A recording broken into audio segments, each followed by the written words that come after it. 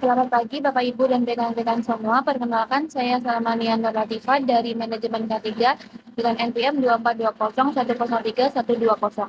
Pada kesempatan kali ini saya akan mempresentasikan hasil analisis keuangan mendalam mengenai PT Argo Pantes Tbk untuk periode tahun 2023 dan 2024. Masuk ke kajian pertama yaitu profil singkat perusahaan.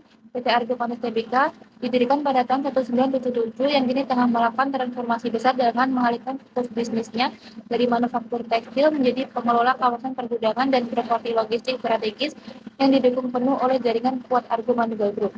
Selanjutnya, visi misi proyek utama Argo.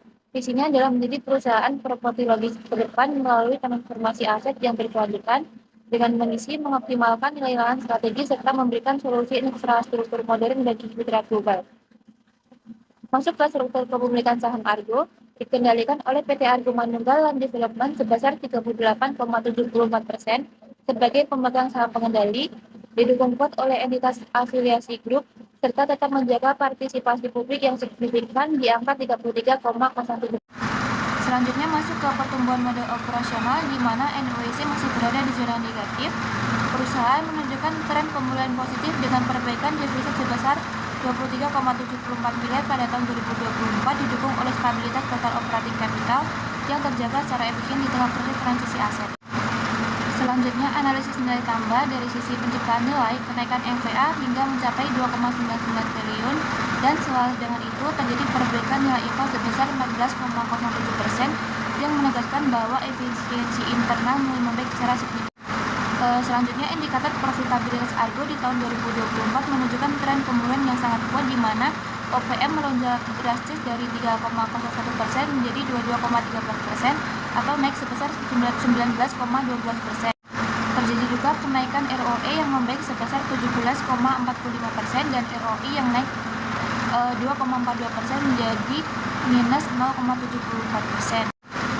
Beralih ke rasio efisiensi dan likuiditas, performa PT Argo Pantes menunjukkan optimisme besar di mana fixed asset turnover naik sebesar menjadi 11,83%, meskipun current ratio masih berada di level ketat yaitu 44,04%. Hal ini membuktikan bahwa perusahaan mampu menjaga stabilitas pengelolaan stok atau inventory turnover sebesar 1,37 kali. Selanjutnya, dalam mengelola transformasi bisnis ini, telah diidentifikasi 3 risiko utama yang terus dimitigasi. Pertama, risiko proyek di mana adanya gestation period atau masa tunggu dalam pembangunan gudang build-to-suit yang mengharuskan untuk mengelola arus kas dengan sangat cermat agar tidak terganggu.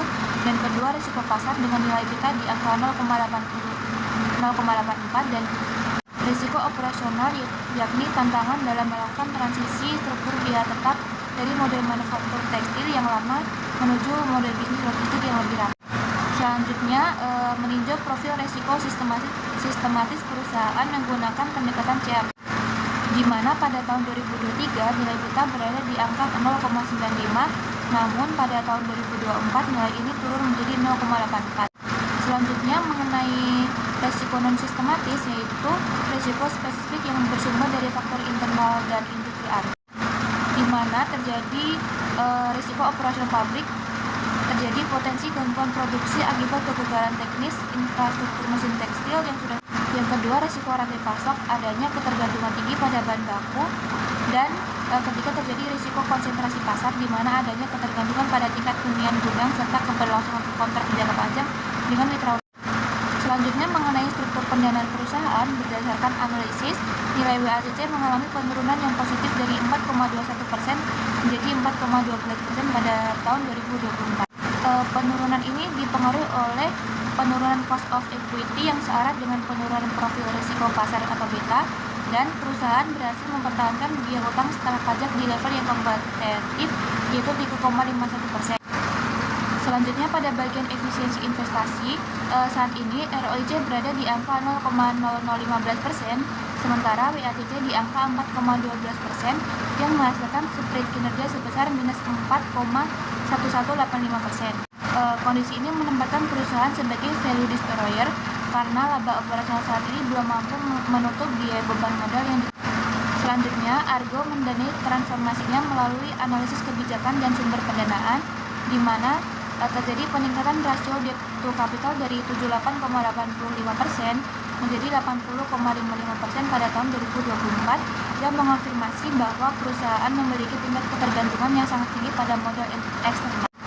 Sebagai evaluasi strategis, perusahaan menerapkan pecking order theory, di mana dapat dilihat bahwa total liabilitas perusahaan meningkat menjadi 998,4 miliar per 31 Desember 2020.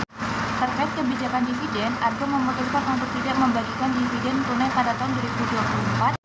Jadi, alih-alih membagikan dividen tunai saat ini, perusahaan mengarahkan nilai bagi pemegang saham melalui pertumbuhan capital gain atau peningkatan MVA perusahaan dalam jangka panjang.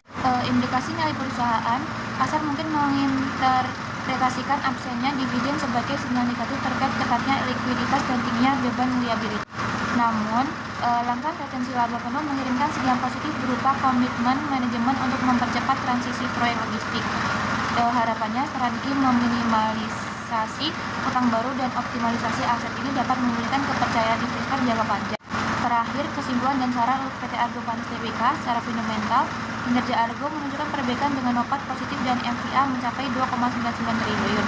Meskipun EVA masih negatif akibat beban modal selama masa transisi, untuk mengatasinya perusahaan perlu mempertahankan struktur utang jangka panjang lebih rendah guna menjaga WACC optimal di angka 4,12%.